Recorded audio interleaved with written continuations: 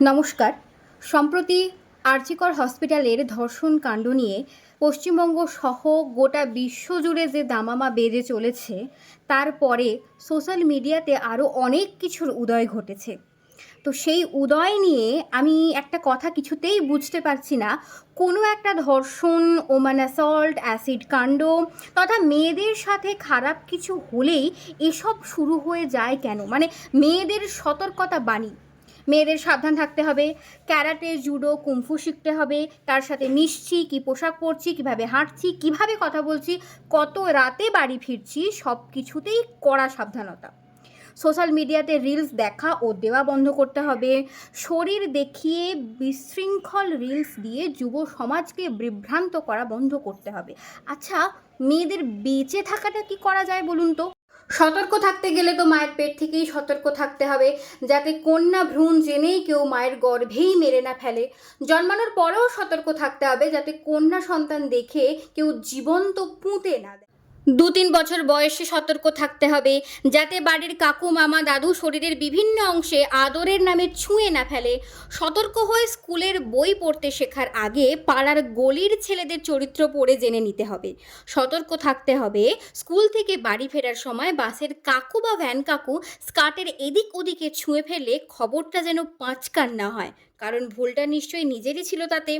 সতর্ক থাকতে হবে স্কুলে টিউশন পড়তে গিয়ে স্যারের চোখ যেন খাতার দিকেই থাকে, আমার বুকের দিকে নয়। পিএইচডি থিসিস জমা নিতে প্রফেসর যেন রাতে ঘরে না ডাকে, তার জন্য সতর্ক থাকতে হবে। সতর্ক থাকতে হবে কেউ যেন একতরফা ভালোবেসে না ফেলে, তাহলে তার দায়ও আমাদের মেয়েদের নিতে হবে মুখ পুড়িয়ে। সতর্ক থাকতে হবে ব্যাগে খাতা, বই, পেন রাখার আগে ছুরি, কাঁচি, পেপার স্প্রে যেন থাকে। সতর্ক থাকতে হবে বাবা, কাকা, জ্যাঠা, মামা, দাদু বা পাড়ার বন্ধুর থেকে, কারণ আমাদের জন্য যে কেউ বিভ্রান্ত হয়ে যেতে পারে। সতর্ক থাকতে হবে উঠতে, বসতে, খেতে, শুতে, যেতে, আসতে, এমনকি নিঃশ্বাস পর্যন্ত নিতে কেউ যেন বাজে নজরে না দেখে ফেলে। হাগিস হোক, স্কার্ট হোক, চুড়িদার হোক, জিন্স টপ হোক, শাড়ি হোক, বোরখা হোক, কেউ যেন খারাপ নজরে দেখে ঝাঁপিয়ে না পড়ে মাংস খুবলে নেওয়ার জন্য। তার জন্য আমাদেরকেই সতর্ক হতে হবে। 2.5 বছরের বাচ্চাকে সতর্ক হতে হবে, 80 বছরের বৃদ্ধাকে সতর্ক হতে হবে, স্কুলে সতর্ক হতে হবে, কলেজে সতর্ক হতে হবে, রাস্তায় বেরোলে সতর্ক হতে হবে, কর্মক্ষেত্রে সতর্ক হতে হবে, হসপিটালের ডাক্তার বা নার্স হয়েও সতর্ক হতে হবে, ঘরে বা বাইরে সতর্ক হতে হবে, এমনকি বিয়ের পর স্বামীর বিছানাতেও সতর্ক হতে হবে। কেন সতর্ক হতে হবে? কারণ ছেলেরা নিজেদের সামলাতে পারে না। মেরুদণ্ড দাঁড় না করতে পারলেও লিঙ্গ অনায়াসেই দাঁড়িয়ে যায়। বাসে, ট্রেনে, অফিসে, বাজারে, সোশ্যাল মিডিয়াতে মেয়েদের বুকের খাঁজ ভায়াগ্রার মতো কাজ করে। মেয়েদের ঠোঁটের লিপস্টিক, তার কোমরের দুলুনি, তার তীক্ষ্ণ শিক্ষার ধারে ছেলেদের বিভ্রান্তি আসে এবং তারা ঝাঁপিয়ে পড়ে তাদের উপর। ভেবে দেখুন তো, আমরা এই সতর্কটা ঠিক কাদের থেকে হব?